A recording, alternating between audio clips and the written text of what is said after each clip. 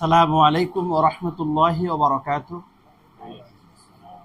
ইন্নাল হামদালিল্লাহি ওয়াহদা ওয়াস সালাতু ওয়াস সালামু আলা রাসূলিল্লাহ আম্মা বা'দ। আউযু বিল্লাহি মিনাশ শাইতানির রাজীম। বিসমিল্লাহির রাহমানির রহিম। ইয়া আইয়ুহাল্লাযীনা আমানু কু আনফুসাকুম ওয়া আহলিকুম নারা ইলা আখিরিল আয়াত। ক্বালা নাবিয়ুল আমিন সাল্লাল্লাহু আলাইহি ওয়াসাল্লাম আন ইবনে মাসউদ রাদিয়াল্লাহু قال رسول الله صلى الله عليه وسلم لا تزول قدم ابن آدم حتى يسأل عن خمس عن عمره وعن شبابه وعن ماله من أين اكتسبه وما أنفقه وماذا عمل رواه الترمذي أو كما قال عليه الصلاة والسلام. وقال النبي الأمين صلى الله عليه وسلم মান তালা উমরুহু ওয়া হাসুনা আমালি ওয়া মান তালা উমরুহু বিসুইন আমালি রাওয়াহু তিরমিজি আও কামা ক্বালা আলাইহি সালাতু ওয়াসসালাম। মান ইউরিদিল্লাহু বিহি খায়রা ইউফাক্কিহু ফিদ্দিন রাওয়াহুল বুখারী আও কামা ক্বালা আলাইহি সালাতু ওয়াসসালাম। আজকের এই দিনী মাজলিস, দিনী বৈঠকের সম্মানিত সভাপতি, সম্মানিত অতিথিবৃন্দু, উপস্থিত সুধীজন, প্রিয় দিনী ভাই বন্ধুগণ, সর্বাগ্যে সর্বপ্রথম শুকরিয়া জ্ঞাপন করছি মহান আল্লাহ সুবহানাহু ওয়া তাআলার, যার অশেষ মেহেরবানিতে আমরা এই দিনী মাজলিসে উপস্থিত হতে পেরেছি। পৃথিবীর ব্যস্ততাকে বন্ধ রেখে, পৃথিবীর ব্যস্ততা থেকে আল্লাহ আমাদেরকে মুক্ত রেখেছেন। নিঃসন্দেহে এই ধরনের মাজলিস আমাদের গুনাহকে মাফ করে দেন। নিঃসন্দেহে এই ধরনের মাজলিস আমাদের ঈমানকে মজবুত করেন। নিঃসন্দেহে এই ধরনের মাজলিসের মাধ্যমে পরকালের কথা স্মরণ হয়। নিঃসন্দেহে এই ধরনের মাজলিসের মাধ্যমে আমাদের ঈমান জাগ্রত হয়। নিঃসন্দেহে এই ধরনের মাজলিসের মাধ্যমে আমাদের ভালো কাজের প্রতি আমরা উদ্বুদ্ধ হই এবং পাপ কাজকে পরিহার করা অথবা পরিত্যাগ করার জন্য আমরা ঐক্যবদ্ধ হই অথবা সঙ্গবদ্ধ হই অথবা বিশুদ্ধ ইখলাসের প্রতি আমরা মনোযোগী হই। সে আল্লাহ রাব্বুল আলামিনের দরবারে শুকরিয়া আদায় করছি। এই দিনী মাজলিস থেকে সকলেই বলছি আলহামদুলিল্লাহ। দরুদ ও শান্তি বর্ষিত হোক আল্লাহর প্রেরিত রাসূলের প্রতি, সকলেই বলছি সাল্লাল্লাহু আলাইহি ওয়াসাল্লাম। সম্মানিত উপস্থিতি, সময় অত্যন্ত কম, ইশারার আজান হয়ে গেছে, আমরা সালাতে যাব ইনশাআল্লাহ। তো যেহেতু আমার নাম বলেই ফেলছেন, তো এই জন্য আমি সংক্ষেপে কয়েকটি কথা বলবো সকলের জন্য। আল্লাহ যেন আমাদেরকে এই কথাগুলো সুন্দরভাবে আমার মাধ্যমে বলান এবং আমরা যেন শ্রবণ করে আমল করতে পারি, মহান রবের নিকটে সর্বাগ্যে সেই তৌফিক কামনা করছি। সকলেই বলছি আল্লাহুম্মা আমিন। ওমা তৌফিক ইল্লা বিল্লাহ আলাইহি তাওয়াক্কালতু ওয়া ইলাইহি উনীব। আমি প্রথমে সূরাতুত তাহরিম 28তম পারার সর্বশেষ সূরা তাহরিমের 6 নম্বর আয়াতে কারিমা পাঠ করেছি। এই আয়াতের ভিতরে অনেকগুলো বিষয় শিক্ষণীয় রয়েছে। তার মধ্যে মূল 2-3টি কথা।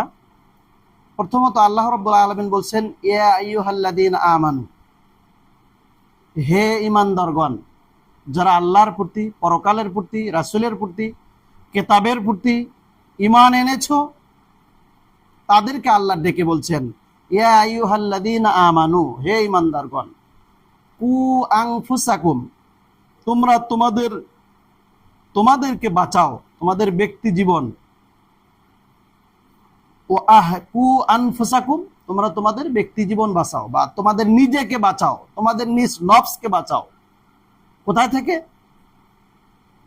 আনফুসাকুম ওয়া আহলিকুম নার, এবং তোমার পরিবারকে বাঁচাও নারন, জাহান্নামের অগ্নি থেকে। এই কথাটা আল্লাহ আয়াতের মধ্যে বলছে।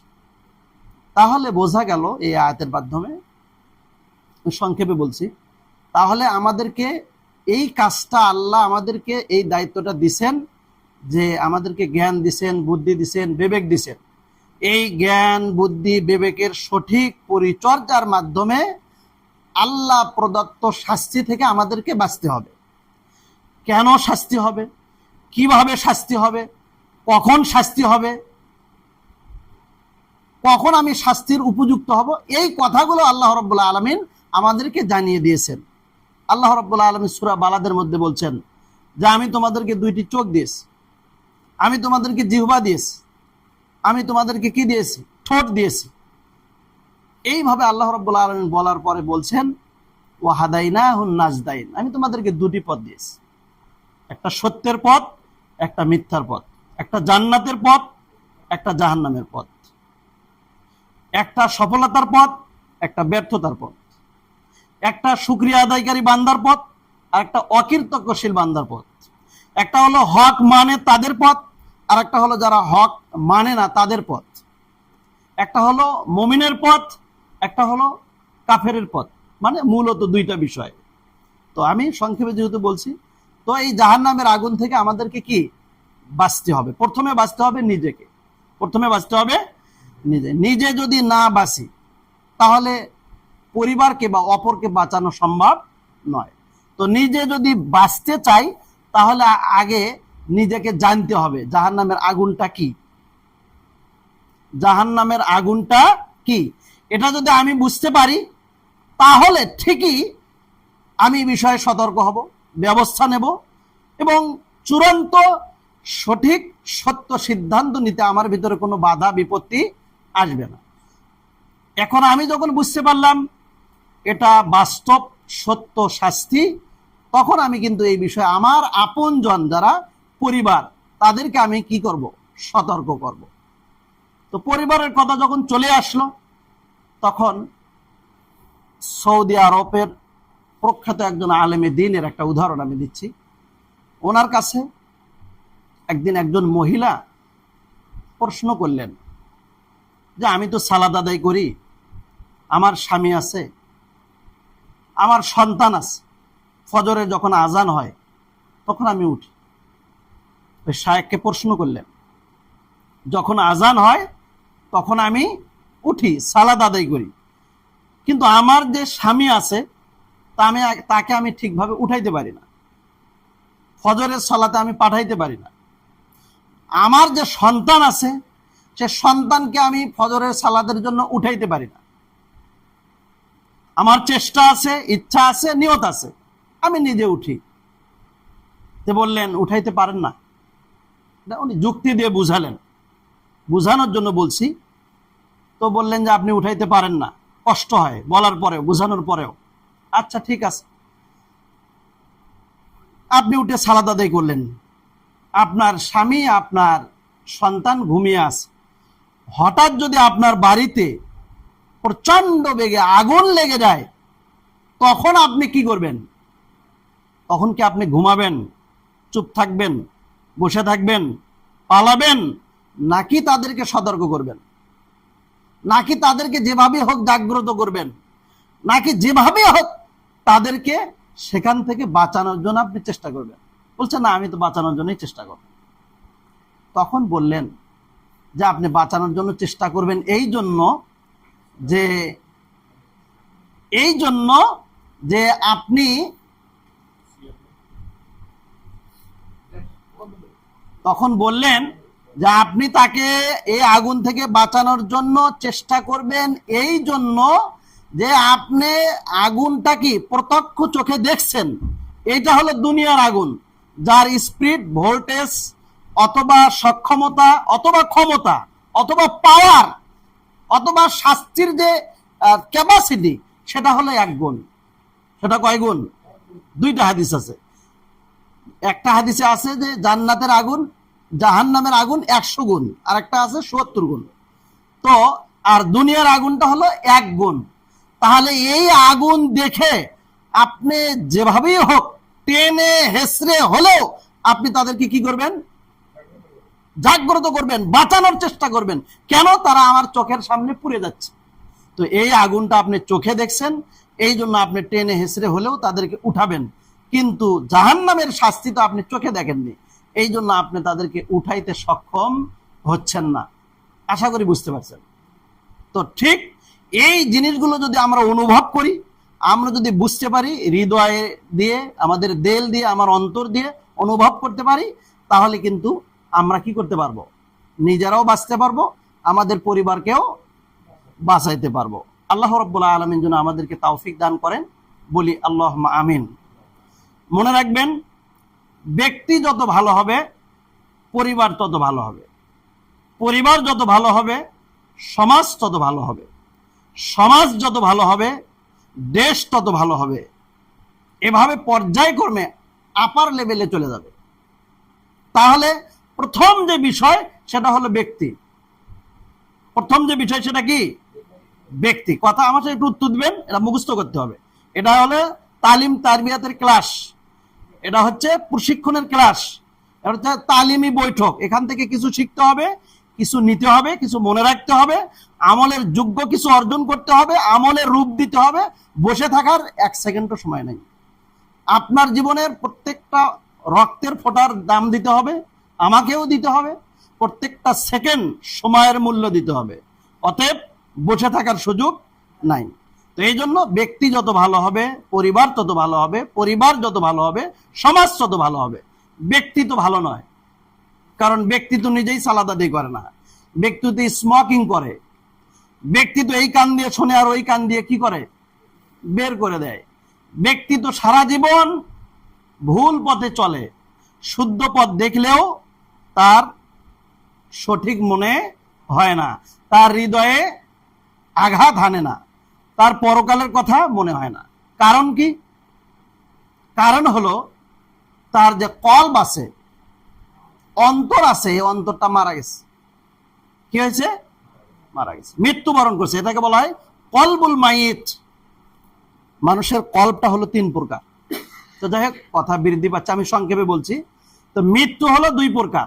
একটা হলো রূহ জীবন থেকে বের হওয়ার মাধ্যমে, বডি থেকে বের হওয়ার মাধ্যমে মানুষের মৃত্যু হয়, যার মাধ্যমে আমরা দুনিয়া থেকে তাকে পরকালের রাস্তায় আমরা উঠে দেই কবরস্থ করার মাধ্যমে। আরেকটা মৃত্যু হলো মানুষের অন্তরের মৃত্যু। তো যখন মানুষ মারা যায় তখন তার আমলনামা বন্ধ হয়, কোনো আফসোস আক্ষেপ করার কোনো কিছু নেই। কেন? চিরন্তন সত্য বাস্তব রীতি আমাকে মেনে নিতেই হবে, আমাকে মেনে নিতেই হবে। কিন্তু সমস্যা হলো যখন অন্তর মারা যায় তখন তার কি হবে? তখন তো তার অন্তরে আমরা কিছু ঢুকাতেও পারি না, তাকে বুঝে আমরা কি লাইনে নিয়ে আসতে পারি না, তার অন্তরের ভিতরে আল্লাহর ভয় আসে না। তো এই জন্য অন্তর মারা যায়, বোঝা যায় যে অন্তরটা মারা গেছে। তার মূল থিওরি, মূল সিমটম, নমুনা, দৃষ্টান্ত, উদাহরণ হলো লা ইয়ারিফু রব্বাহু, সে তার রবকে চেনে না। সে তার রবকে চেনে না, সে দিনকে চেনে না, সে তার নিজেকেও চেনে না যে আমি আসলে কি। গরু ছাগল খায় দায় পায়খানা করে, ও নিজেই চেনে না যে আমি গরু। ঠিক ওই লোকটা ওই রকম খায় দায় চলাফেরা করে, সালাত নাই, সিয়াম নাই, সালাম নাই, নিয়ম নাই, আনুগত্য নাই, সৌন্দর্য নাই। সে মনে করে আমি এক টান বিড়ি দিলাম, এটাই সৌন্দর্য। আমি সমাজে রাত 12টার পরে যা ঘুমালাম, এটা একটা স্ট্যাটাস। আমার ঘরে টেলিভিশন আছে, এটা আমার একটা স্ট্যাটাস। ফজরের সালাতে আমি উঠি না, আমি খুব একজন নেতা, আমি অনেক ভেজালে থাকি, ব্যস্ততার মধ্যে থাকি, এই জন্য আমি ফজরে উঠতে পারি না, আমি 8টার সময় উঠি, এটা আমার রুটিন। এটাতে সে গর্ববোধ মনে করে, সে মনে করে আমি গর্বিত। কিন্তু আসলে সে যদি বিবেকটা একটু খাটায়, তার দেলটা যদি একটু জাগ্রত হয়, মৃত দেলটা যদি একটু সুস্থ হয়ে আস্তে আস্তে আস্তে আস্তে ভালোর দিকে আসে, তখন সে বুঝবে আমি তো গরু না, তাহলে আমি কেন একসাথে এতগুলো কাজের সমাহার ঘটাবো? আমার তো কাজ হবে নিয়মতান্ত্রিক ভাবে। তো যাই হোক, সম্মানিত উপস্থিতি, প্রিয় দিনী ভাই বন্ধুগণ, তা আমি বলতেছিলাম যে তাহলে গরু ছাগলের এক রূপ, মানুষের আর এক রূপ, আমাদেরকে বুঝে শুনে চলতে হবে। তো এই কলবুল মাইত, মৃত অন্তর থেকে বের হওয়ার উপায় হলো আল্লাহকে চিনতে হবে। আল্লাহকে চিনতে গেলে আমাদেরকে এলেম অর্জন করতে হবে। আল্লাহকে চিনতে গেলে কি করতে হবে? এলেম অর্জন করতে হবে। কালকের দিনই বৈঠকে আমি বলছিলাম যে বলেন তো আগে ইমান না আগে এলেম? তো অধিকাংশই বলল যে আগে কি? ইমান। অথচ আল্লাহ সুবহানাহু ওয়া তাআলা প্রথমেই কোরআনের আয়াতটা নাজিল করে বললেন না তোমরা তাওহীদকে বুঝে নাও, আল্লাহকে চিনে নাও, বাবা মার খেদমতের বিষয়টা মনে রাখো, নিজের জীবনের নিরাপত্তার প্রতি খেয়াল করো, এই ধরনের কোনো কথাই বললেন না। অথচ আরবে সেই সময় চলছিল জাহালাতের যুগ, অজ্ঞতার যুগ, বর্বরতার যুগ। মানুষ এতটাই পাপিষ্ঠ ছিল জাহিলিয়াতের যুগকে তিনটি কারণে জাহিলিয়াতের যুগ বলা হয়। কয়টি কারণে? তিনটি কারণে। তার মধ্যে একটি কারণ হলো যে গোত্রে গোত্রে মারামারি, এনি টাইম গোত্রে গোত্রে মারামারি। আরেকটা হলো জীবন্ত কন্যা সন্তানকে মাটিতে পুঁতে দেওয়া হতো, মর্যাদার ভয়ে, মান সম্মান হানি হবে, সমাজে মুখ দেখানো যাবে না, সমাজের মুখে আমি দোষী হব, বিভিন্ন ধরনের সাইড এফেক্ট ছিল সেই সময়। এই জন্য জীবন্ত কন্যা সন্তানকে জীবন্ত কবরস্থ বা মাটিতে পুঁতে দেওয়া হতো। আর তৃতীয় নম্বর কারণ হলো মূর্তি পূজা বা শিরক করা হতো বেশি। এই তিনটি কারণ হলো আইয়ামে জাহিলিয়ার মৌলিক বা মূল বিষয়। আবার বলছি কথাটা, প্রথম নম্বর কি, যে সেই সময় গোত্রে গোত্রে মারামারি হতো। 2 নম্বর, মূর্তি পূজা বা শিরক বেশি চলতো, আল্লাহকে তারা চিনত না, আল্লাহকে ভুলে গিয়েছিল। 3 নম্বর, কন্যা সন্তান হলেই অপমানের ভয়ে, লাঞ্ছিত হওয়ার ভয়ে তারা কি করত, তাদের কন্যা সন্তানকে জীবন্ত পতিত করত। এগুলো সব কোরআনের মধ্যে আল্লাহ বলছেন, ওয়াইদা বুশিরা আহাদুহুম বিল উনসা দাল্লা ওয়াজহুহু মুসওয়াদ্দান ওয়া হুয়া কাযীম। আল্লাহ রাব্বুল আলামিন বলছেন, সেই সময় যখন কেউ সংবাদ পেত যে তার কন্যা সন্তান হবে, তার মুখটা কালো হয়ে যেত। তার মুখটা কি হয়ে যেত? কালো হয়ে যেত। তো এইভাবে তারা অপমানিত মনে করত। তো এই জাহিলিয়াতের যুগের মূল কারণ কি? এত সমস্যার পরেও আল্লাহ সুবহানাহু ওয়া তাআলা কোরআনের আয়াত নাজিল করলেন যে তোমরা মূর্তি পূজা ছাড়ো, তোমরা কন্যা সন্তানকে এইভাবে কবরস্থ মানে মাটিতে জীবন্ত পুঁতে দেও না, পুঁতে ফেলো না, এরকম কথা বললেন না। গোত্রে গোত্রে মারামারি করো না, এরকম কথা বললেন না। বললেন, প্রথম ওহী নাজিল করলেন মুহাম্মদ সাল্লাল্লাহু আলাইহি ওয়াসাল্লামের উপরে, ইকরা, হে নবী আপনি পড়ুন, বিইসমি রাব্বিকাল্লাযী খলাক, যিনি আপনাকে সৃষ্টি করেছেন তার নামে আপনি পড়ুন। এমনিতে আপনি পৃথিবীতে আসেননি, আপনাকে সৃষ্টি করে আল্লাহ রাব্বুল আলামিন পাঠিয়েছেন, সেই আল্লাহর নামে আপনি কি পড়ুন। খলাকাল ইনসানা মিন আলাক, কিভাবে সৃষ্টি হয়েছেন? জমাট বাঁধা রক্তপিণ্ড থেকে। এই কথাটা মনে রাখতে হবে, এই কথাটা ভুলে যাওয়া যাবে না। তাহলে যিনি সৃষ্টি করলেন এহেন পরিস্থিতিতে, এরকম একটা অবস্থা থেকে, সুন্দর অবয়ব দিয়ে, সুন্দর শরীর, সুষম সুঠাম দেহ দিয়ে আল্লাহ রাব্বুল আলামিন সৃষ্টি করলেন। আস্তে আস্তে তিল তিল করে আমাদেরকে বড় করলেন, সেই আল্লাহর নামে পড়ার কথা বললেন। তাহলে কি হবে? পড়তে পারলেই ব্যক্তি জানবে আল্লাহ সম্পর্কে, ব্যক্তি জানবে আল্লাহ বিধান সম্পর্কে। আল্লাহকে যখন জানবে তখন সে তাওহীদ জানবে। তাওহীদ জানলে যত অপকর্ম আছে সব অপকর্ম থেকে সে বের হয়ে আসতে পারবে। আর যদি না জানে তাহলে সে কি করবে না, কোনো দিক দিয়েই সে পাপ থেকে বের হয়ে আসতে পারবে না। সম্মানিত উপস্থিতি, তো আমি বলতেছিলাম যে আমাদেরকে সেই সময় আল্লাহ জানিয়ে দিয়েছেন তোমরা আগে জানো। তো কি জানতে হবে? জানার কথাটা আল্লাহ রাব্বুল আলামিন কোরআনুল কারীমের মধ্যে বলছেন, সূরা মুহাম্মদ আয়াত নম্বর 24, এই আয়াতের মধ্যে বলছেন, ফালাম, আপনি জানুন, আন্নাহু লা ইলাহা ইল্লাল্লাহ, নিশ্চয় তিনি আল্লাহ, তিনি ছাড়া সত্যিকারের কোনো মাবুদ নেই। এটা আপনি জানেন, এই কথাটা, এই বিষয়টা আপনি জানেন। জানার পরে, বোঝার পরে, অবহিত হওয়ার পরে, অবগত হওয়ার পরে আপনি এই কাজটা করবেন কি, ওয়াস্তাগফির লিযামবিক। যখন জানবেন তখন আপনি বুঝতে পারবেন যে আমার তরিকায়, পদ্ধতিতে, চলাতে, ফেরাতে, ওঠাতে, ব্যবসাতে, বাণিজ্য, সর্বক্ষেত্রে আমার ভুল হচ্ছে, এই কাজটা ভুল, এই নিয়মটা ভুল, এই পদ্ধতি ভুল, এই কাজটা এইভাবে প্রত্যেকটা ক্ষেত্রে আমার ভুল হচ্ছে। জানার কারণে সে বুঝবে এই ভুল থেকে বের হয়ে আসতে হবে।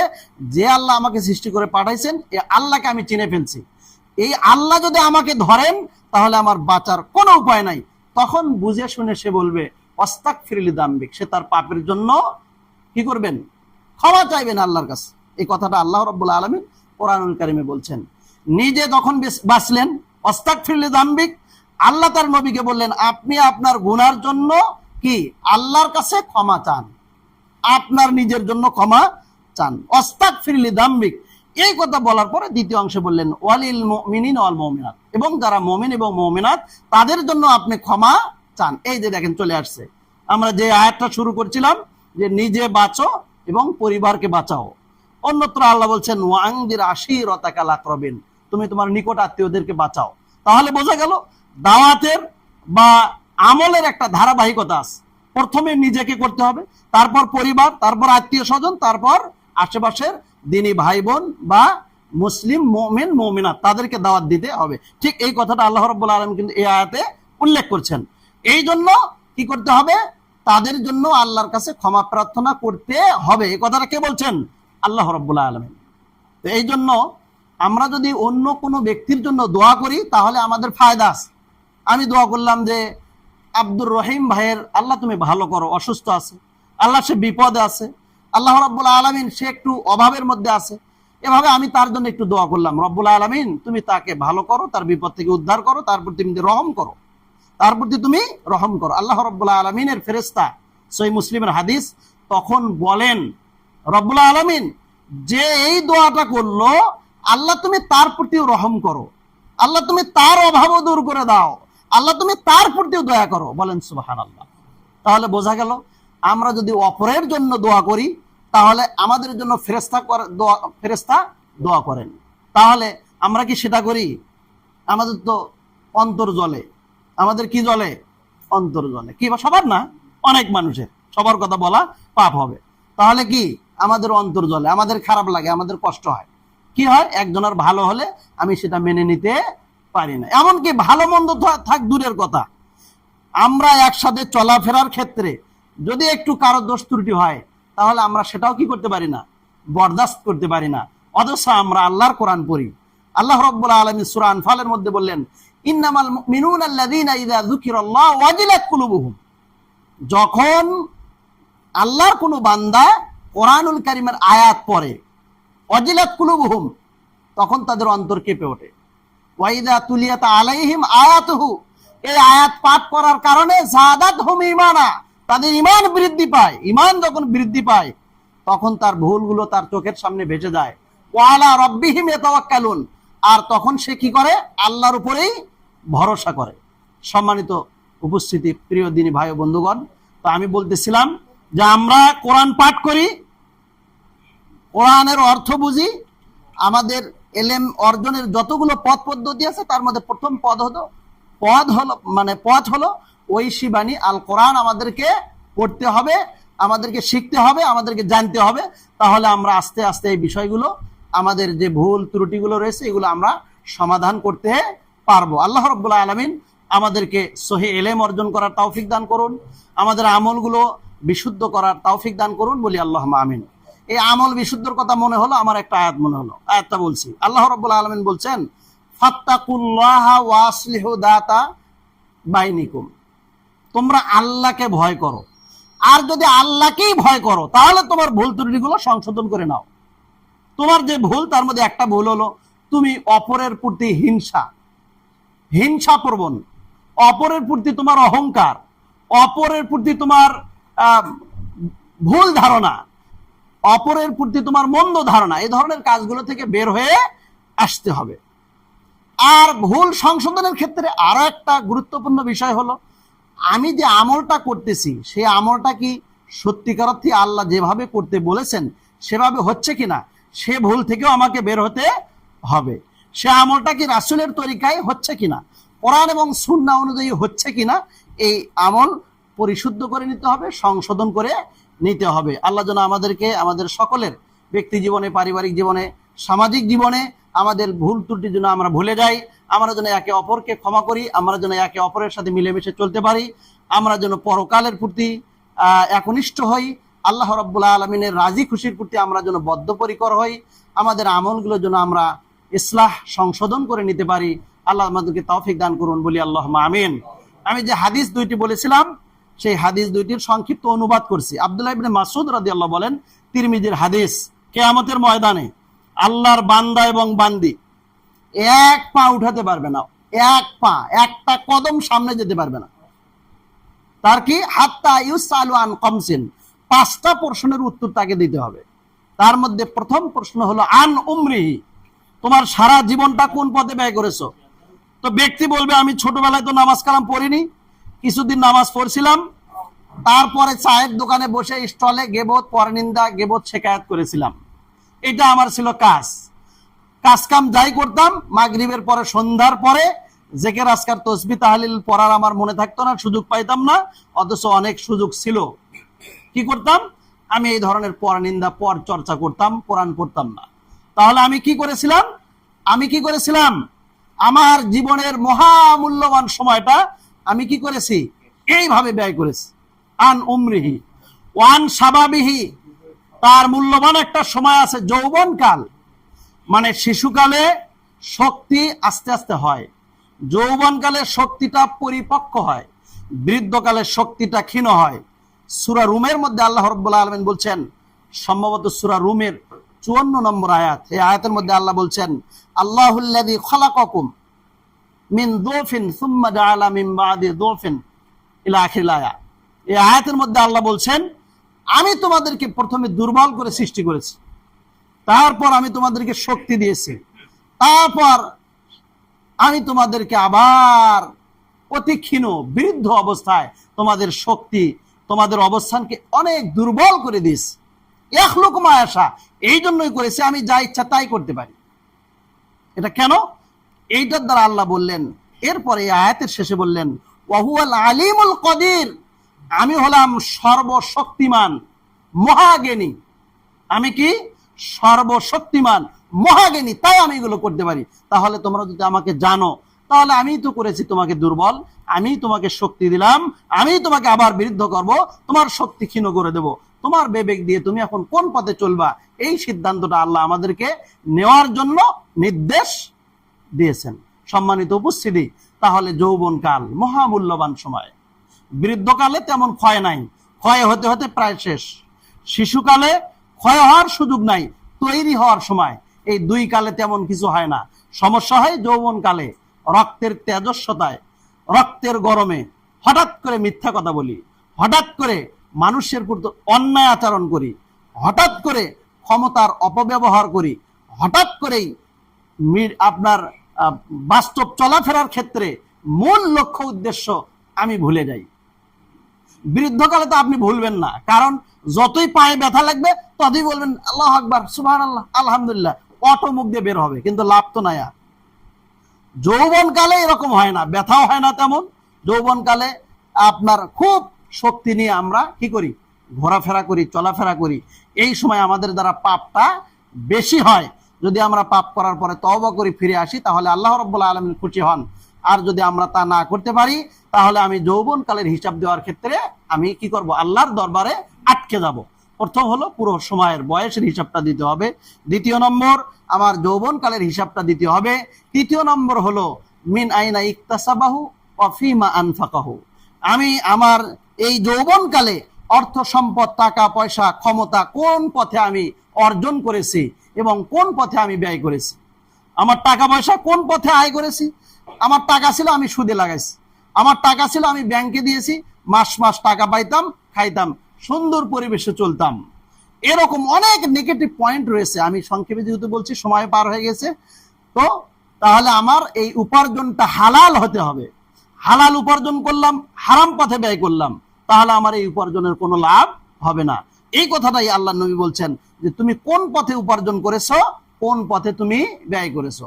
হালাল পথে উপার্জন করে হালাল পথে ব্যয় করতে হবে। হালাল পথ বলতে আল্লাহ যেগুলো পথে ব্যয় করতে বলেছেন, মাদ্রাসা, মসজিদ, ফি সাবিলিল্লাহ, দ্বীনি কাজে, গরিব, অসহায়, দরিদ্র, অভাবী, তাদের প্রতি আপনার অর্থ সম্পদ ব্যয় করতে হবে, যাকে আমরা দান বলি, দান বলে জানি। সুখে দুঃখে, সির ওয়া আলানিয়া, রাতে এবং দিনে দান করতে হবে।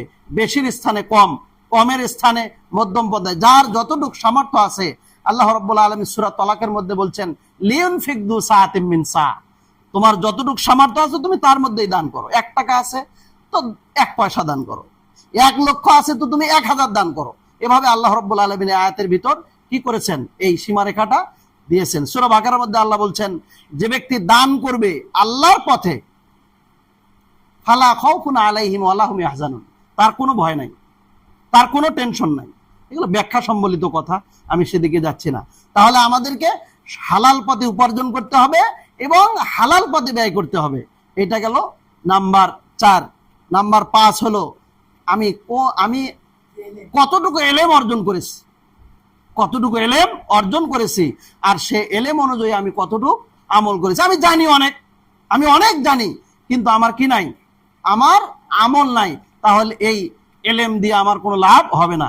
আমি জানতে জানতে সব জানতে হয়ে গিয়েছি, আমি এখন বড়কেও আর সম্মান করতে পারি না, ছোটদেরকেও আর স্নেহ করতে পারি না। এইটাই হচ্ছে অহংকার। এই অহংকার আসলেই ঈমান নষ্ট হবে, আমল নষ্ট হবে, ইহকালে ক্ষতিগ্রস্ত হবে এবং পরকালে বড় ধরনের ক্ষতিগ্রস্ত বা ধ্বংস হবে, জাহান্নামের অধিবাসী হবে।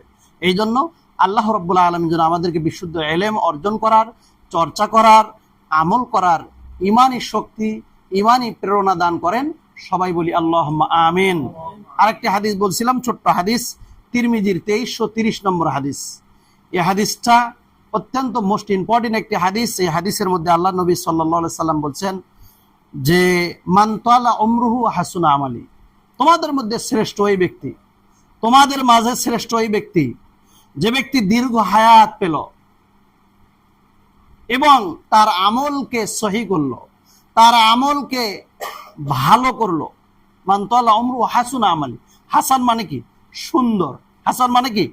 সুন্দর। হাসুনা আমালি, তারা আমলকে সুন্দর করলো, অর্থাৎ সৎ আমল, আমালান সালেহ। সৎ আমল বা আমালান সালেহ বুঝতে গেলে বুঝতে হবে যেই আমলটাকে আল্লাহ বলেছেন সৎ, রাসূল বলেছেন সৎ, অর্থাৎ কোরআন এবং সুন্নাহর মাপকাঠিতে যেই আমলটা সুন্দর হয়, যেই আমলটা বিশুদ্ধ হয়, সেইটাই হচ্ছে সৎ আমল, সেইটাই হচ্ছে নেক আমল।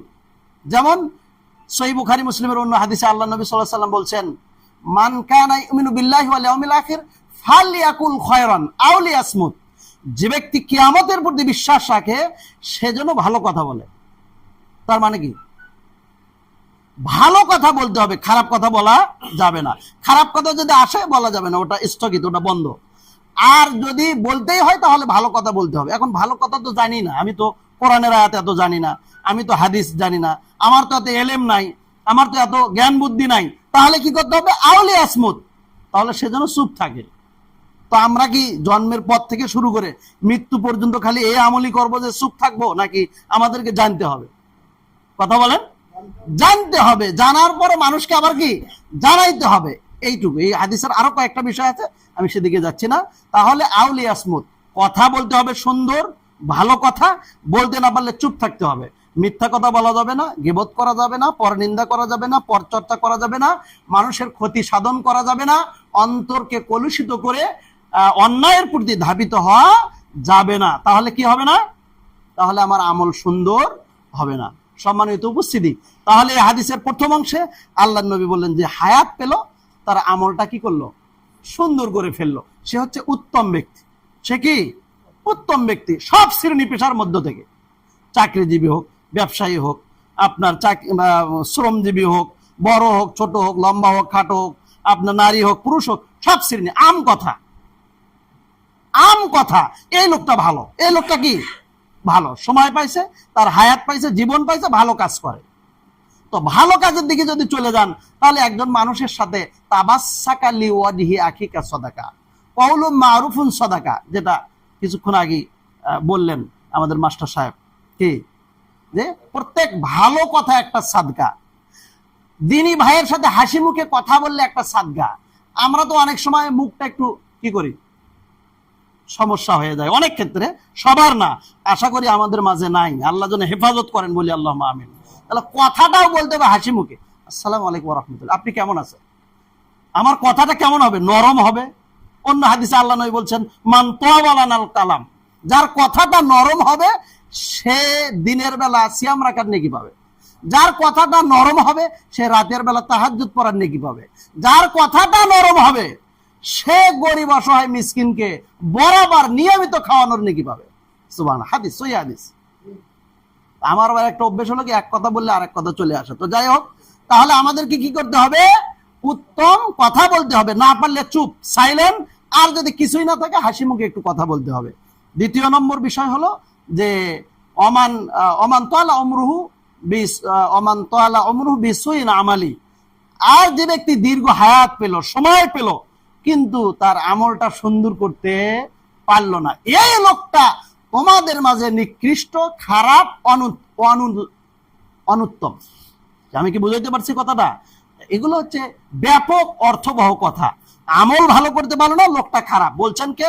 মুহাম্মদ সাল্লাল্লাহু আলাইহি ওয়াসাল্লাম। তাহলে আমরা বুঝি কিভাবে? আমি একটা উদাহরণ দেই।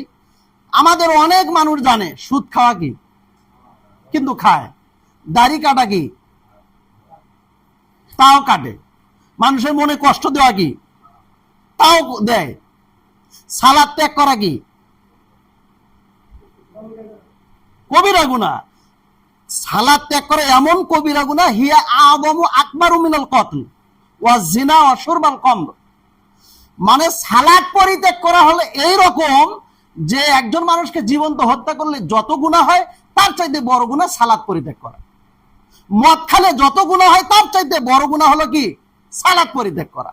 জিনা করলে যত গুনাহ হয়, তার চাইতে বড় গুনাহ হলো সালাদ ত্যাগ করা। জিনা করলে আমরা কানা ঘোষা করি, আমরা সমালোচনা লোকটা, কিন্তু সালাদ আদায় করে না, তাকে দাওয়াত দেওয়ার সুযোগ আমার হয় না, তাকে নিয়ে আমার ভাবার সুযোগ হয় না। তো যাই হোক, বিস্তারিত কথা আজকে এই পর্যন্তই। তো আমি যে কথাটি বলতেছিলাম, আমাদের আমল যদি আমরা সুন্দর করতে পারি তাহলে উত্তম, আর যদি সুন্দর করতে না পারি তাহলে আমরা অধম বা অনুত্তম, এই বিষয় থেকে আমাদেরকে বের হয়ে আসতে হবে। মহান রব্বুল আলামিন দয়া করে আমাদের প্রতি রহম করেন, আমাদেরকে আমল বিশুদ্ধ করে আল্লাহ রব্বুল আলামিন যেন আমাদেরকে চলার তৌফিক দান করেন। বলি আল্লাহুম্মা আমিন। আল্লাহ রব্বুল আলামিন আমাদেরকে কবুল করুন। বলি আল্লাহুম্মা আমিন। আল্লাহ রব্বুল আলামিন আমাদেরকে হায়াতে তয়্যিবা দান করুন। বলি আল্লাহুম্মা আমিন। আল্লাহ আমাদের এই দিনী মাজলিসকে কবুল করুন। বলি আল্লাহুম্মা আমিন। আল্লাহ রব্বুল আলামিন আমাদেরকে সহিহ কোরআন এবং সুন্নাহর উপর অবিচল থেকে ঈমানি হালতে মৃত্যুবরণ করার মতো তৌফিক দান করুন। ঈমানের উপর অবিচল থাকার মতো অনুপ্রেরণা দান করুন। বলি আল্লাহুম্মা আমিন। আকুলু কওলি হাদা আস্তাগফিরুল্লাহ লি ওয়া লাকুম ওয়া লিসাইরিল মুসলিমিন। সুবহানাকা আল্লাহুম্মা ওয়া বিহামদিকা আশহাদু আল্লা ইলাহা ইল্লা আনতা আস্তাগফিরুকা ওয়া আতুবু ইলাইক। মা আসসালাম। আসসালামু আলাইকুম ওয়া রাহমাতুল্লাহি ওয়া বারাকাতুহু।